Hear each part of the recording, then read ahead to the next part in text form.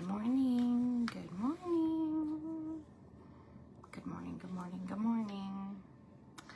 How are we? Good morning. Today is Wednesday. Troy has Tuesday, Wednesdays off. I've got this day packed full of, I've already got my school shopping list ready for school supplies. Thank you, Danielle. And then I also included like shirts, shorts, pants, socks, underwear, shoes, a jacket on their school supply list. And it's much easier, it's much easier if I split my children up. It just is. So I'm going to take Cutler with me first thing this morning. We're gonna hit the Walmart, and then we're gonna hit Ross, and then come back home, have some lunchy, and then pick up Connor and do school supplies and Ross, and then call it a day. One and done. Let's manifest that all of the school supplies that I need are at the Wally World, and that except for the headphones, I'll order those off of Amazon, and that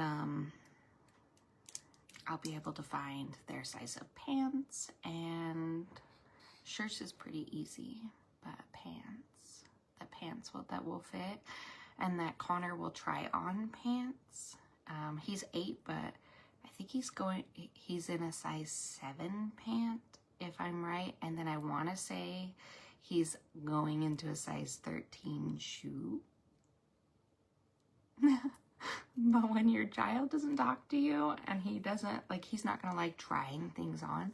So I've got to find a couple pairs of pants and then get them on, try them on, see the fit, see what he likes. And then I've got to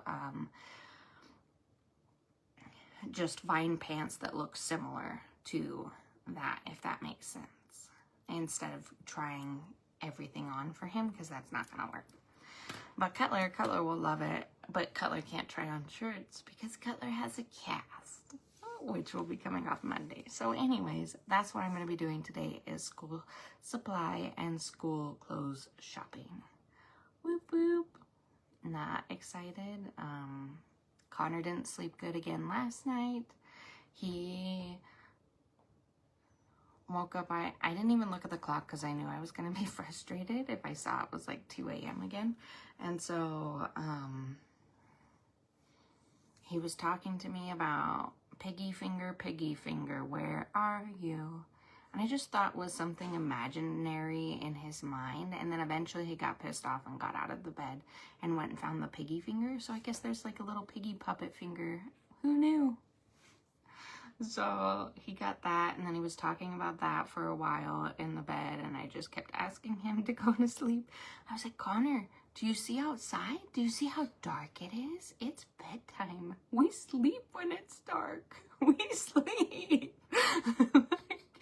I'm so tired of not sleeping. I think that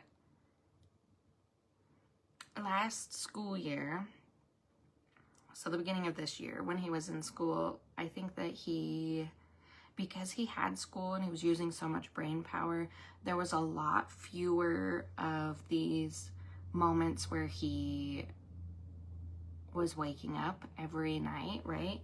And then when he did have these wake up moments where he wasn't sleeping, I could tell that he would have a bad day at school, and then I would keep him home. But that was like maybe less than 10 times the whole school year. But like the entire summer, this kid has gotten up at like 1, 2 in the morning. The other night it was 11:30. I hadn't even been to bed yet, and he's up in my bed, and I was like, I didn't even go to sleep. But then he comes in and he talks to you for a couple hours, and then he goes back to sleep. And like it's like right around 5 a.m. he's like, okay, I think I'll sleep now. And so then I'm kind of sleeping from like 6 to 8 on top of it. I don't know. This kid, I am hoping that when school comes, Connor will be like, I cannot be this staying up and talking all night person. But I also do know that people with ADHD and autism, sometimes they don't need as much sleep to function. Sometimes they don't. I, as my neurodivergent self, I love sleep. I would sleep till noon or 11 o'clock when I didn't have children and it was like no work day. I enjoy sleep. Sleep is fun. Not as a mom. No sleep for us. Okay, anyway, so that's what I'm doing today. So I am going to be super busy. I did forget to take Ashley's box to get shipped off yesterday, so I'm going to take that with me today, school shopping. Connor had a beautiful day at therapy yesterday. Beautiful. I cannot tell you, like I have said all summer long, horrible day at food therapy, hate food therapy, horrible day. We had a horrible day. And I kind of relate Connor to like somebody who's found his personality and he realizes that he can say no and he can be so stubborn during that hour of food therapy and just, I'm absolutely not going to eat that for you. And I'm not going to try that for you. And I'm going to sit here this whole time that you are here, lady, and I'm going to do nothing because I have that right. And so food therapy was just a screaming mess for like all of summer. Like we were thinking about discharging his food therapy services right before summer, or like going to maybe every other week, or like maybe giving him a break or something. Nope, completely regressed. Was like, I'm not gonna do anything. The last 2 food therapies, where's Wood? Amazing. I didn't do the last one, but I did do this one, and oh my gosh, like I asked him on the way home, what do you want for lunch, buddy? What can you, and I was trying to offer him stuff I had in my fridge, and I have tacos in my fridge, and he was like, yeah, tacos, but I have meat tacos, and he eventually said from the back, lettuce tacos, and I was like, oh, that he does like lettuce tacos. If I don't, so then I skirt into Smith's and was like, lettuce and taco shells. And he ate a little bit of it, and then he was very dramatic and ate a little bit of the rotisserie chicken that was on Cutler's plate. She had him try that, and he was like so dramatic about the just, he's not a meat person, so he was so dramatic. And then bucket, ew, like he hates it, but he ate it. And then he would get a drink of soda, which Connor is obsessed with soda like his mom. He loves himself some root beer. Oh my goodness, if you come over and you've got yourself any kind of drink actually with a straw, you better be putting that up, or you might as well just give it straight to Connor, because he is going to drink it. He is going to drink it. He is a drink stealer. He is. Anyways, spiritual message of the day, y'all. This is the spiritual message. Slept in my bed last night. Yeah, they don't sleep. What is this life? What is this? It's crap. I mean, it's a beautiful life. It's amazing. So, July 30th, that is today. I did send out the newsletter too. If you didn't get the newsletter, message me. Sometimes when I put you guys into my like little, what is it? Not brackets, into my little table or whatever you want to call it in the Word document, and then I save it, and then I come back and it doesn't have the saved emails that I added. I don't know. I'm not good at technology, but you should have the newsletter. Anyways, July 30th. I think this really, for me, let me know if this is validating for you. Validating for me. Worrying doesn't change anything. It is human nature to worry about what you care deeply for, but worrying alone does not change anything. All you get in return is sleepless nights, scattered thoughts, and a whole lot of heartbreak. Think about how you can better channel your concerns. What actions can you take to support what you are worrying about? Who can help you carry the weight of whatever is keeping you awake at night? Somebody want to come watch Connor at 2 a.m. every night? You volunteering? Just kidding. You cannot change what you have no control over. Rude! You see how Spirit just did that to me? That was rude. But you'll feel a lot more powerful if you take direct action around what you are able to shift. I thought by shifting his room, I was gonna get a shift. It didn't work. Remember, actions create transformation, but worrying simply creates more anguish. I get it. Worrying is not great. It's like a horrible pattern. And then I was looking up, I wanted like a short story. Good morning. I wanted a short story about like worrying to kind of put in perspective how silly it is. And I do realize that everything does happen for a reason. And honestly, my house has been a lot chaotic, so Connor could be picking up on that. My mental health has been bad, so maybe he's coming into the bedroom to help shift my energy. Maybe he needs more support. Like a lot of the times men get mad, right? Troy doesn't get mad, but men get mad at like their children coming into the bed or sleeping in the bed and the routine of that. But like if you look into the research of that and kids and their development of their brain, like we, not to be weird, but we were pack animals and our children did sleep with us, and that is something ingrained in our bodies, and it is very comforting and helpful to a child's development to sleep in the bed with their parent. Is it great for the parent? No. No, I'm too hot. Everybody's kicking me. People are touching me. Like I don't like it. But like, do I understand that there is a reason that he is coming in the bedroom? His imagination has been crazy. Maybe he needs that extra support. Who am I to be like, you can't sleep in here? So yeah, everything does happen for a reason. This is the story of the farmer's horse. And I read this and I was like, oh my gosh, this is funny. This is so funny. Okay, there once was an old farmer who lived in a small village. One day, his only horse ran away. The neighbor came by and said, oh no, what bad luck you have. The farmer calmly replied, maybe so, maybe not. We'll see.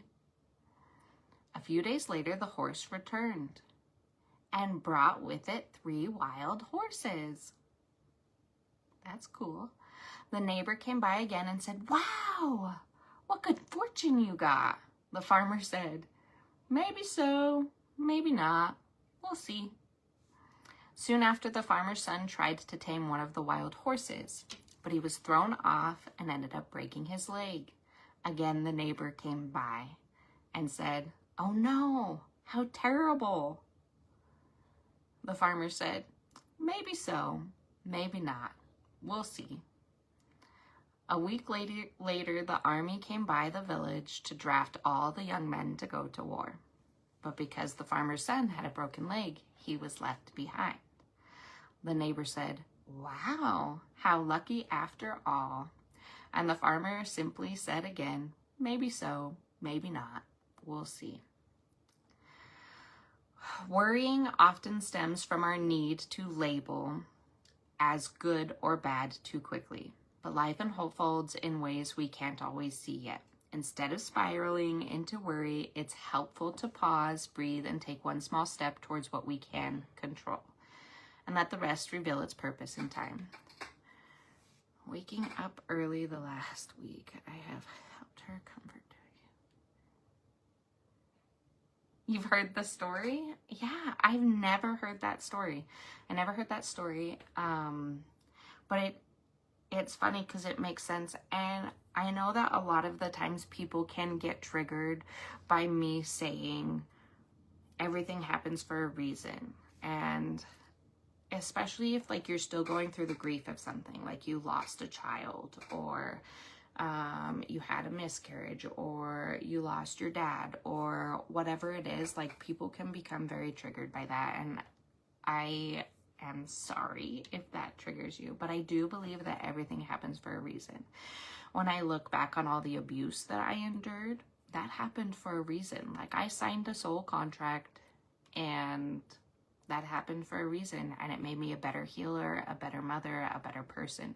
It made me more empathetic. It made me able to help others so much better. I do believe that babies that are miscarried or that have been lost signed a soul contract to do that, and that I myself probably signed the soul contract to miscarry. And that was a part of my journey too, so that I could be more empathetic and loving and a better healer. Like, you know what I mean? But it can be really hard when people are going through grief, so you gotta be kind of careful.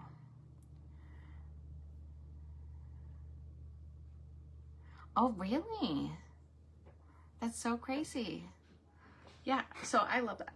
And not worrying. So what are things that we can do instead of worrying? Ground yourself.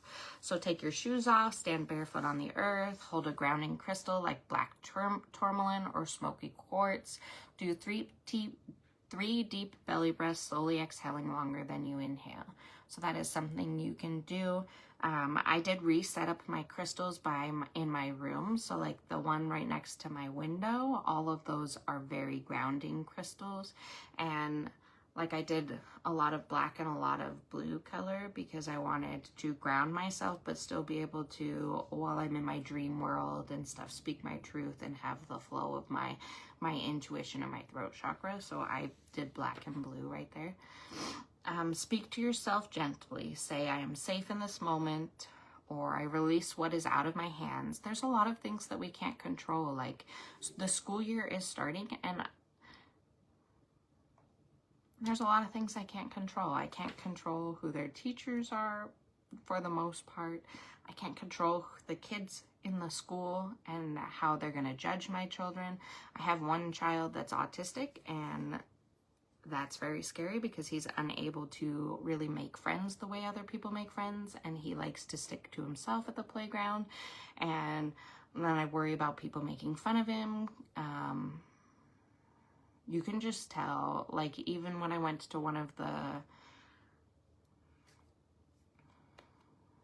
field trips, Connor came out of the bathroom with his pants half down, and like the older boys of the school were kind of giggling at him, which I try not to let that hurt my feelings.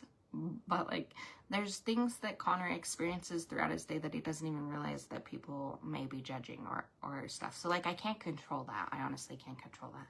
And then Cutler is not autistic, but I think he's on the other side of the spectrum, and he is very hyperactive, and he is not everybody's cup of tea. He does not shut up, and he is very hyperactive, and I hope that he gets a great teacher, and I hope that he's able to focus. And I'm thinking of packing his lunch so that I can keep it more balanced to help with what I think he has a little ADHD. So I don't know. What can I control? I can't control the way my children are, but I can try to help them through it. I can try to be supportive. I can pay attention. I can be an active parent. So, I don't know. The worrying thing makes sense because I get stressed every time. Use your senses to anchor yourself. Listen to a sound bath or calming music. Smell lavender, mugwort, or a favorite calming herb. This is funny because we use lavender and mugwort in our sleep pillows.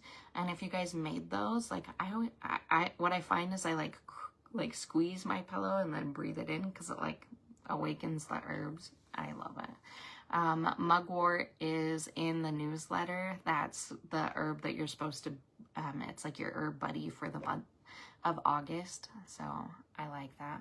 It's very calming. Touch something texture-wise, a stone, soft fabric, or wood. I also got myself some of those sugar squishies and sand squishies. Like, my kids thought they were for them. I literally got those for me because I'm stressing. write it down. So start journaling again. That'll help with worry. What exactly am I afraid of? Then write it down. Cross out anything you can't control. Circle the things you can and act on those. Move your energy. Shake your body out. Shake, shake, shake. What is that TikTok that we're a shimmy a day keeps the doctor away? I don't know what it is. You guys figure it out. But like, shake off the energy. Stretch or do some yoga. Take a walk. Talk to the universe out loud. It's okay if you look crazy, because like, what does it matter? Ask your spirit guides. Ask your spirit guides, ancestors, or your higher self for comfort. Visualize yourself wrapped in light or standing in a beam of golden protection.